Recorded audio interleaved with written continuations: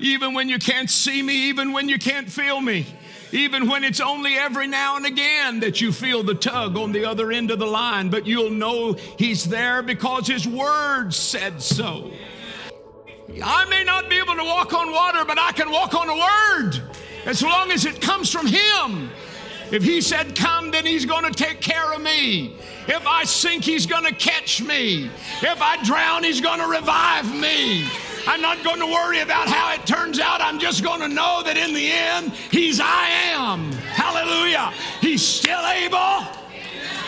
And I'm going to step out. I've got a word. I've got a word. I've got a word. Nobody has a word like this little bride that we can stand on, not just when things are good, but when they're hellish.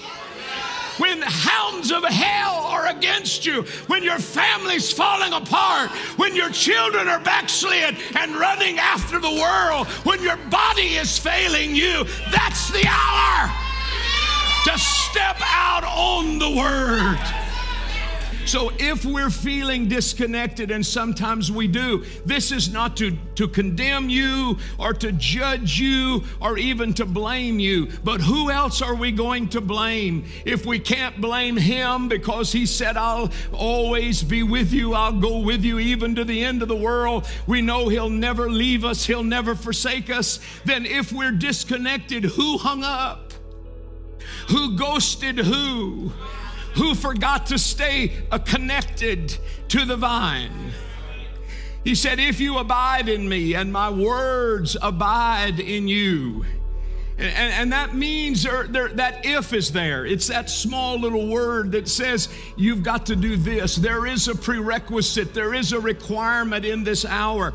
And even though the book is opened and even though the revelation we have from God is rich, there's still the possibility that in the midst of all of this revelation, we hang up or we somehow disconnect ourselves from fellowship with him. Listen, church, God is not just about relationship. He's also about fellowship. And if you don't believe that, just remember he came down in the cool of the evening. He was already Papa. He was already God to Adam and to Eve. But now he wanted to be in fellowship with them. It's the reason why the God above us became a God with us and eventually a God in us, because he was looking for fellowship. And so when we replace him with all of the other pretties in life and with all of the other distractions in life, then it's really us who pushes him to the back of the closet. It's really us who says, I don't have time to read today. I don't have time to pray today. Well, I want you to know, if you don't read every day, if you don't pray every day, if you don't hear even a small portion of the word every day, it won't take a week to be disconnected. I want you to know that it's just as easy to reconnect. He's as close as a mention of his name. He's as close as the opening of his word. You just have to focus on him. You have to turn your attention away from all the other things in life that grab us in this hour, and you have to set aside time for him.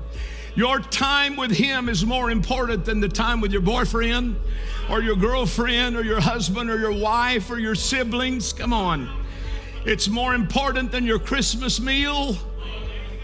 Fellowship with him, abiding in him, and him abiding in you.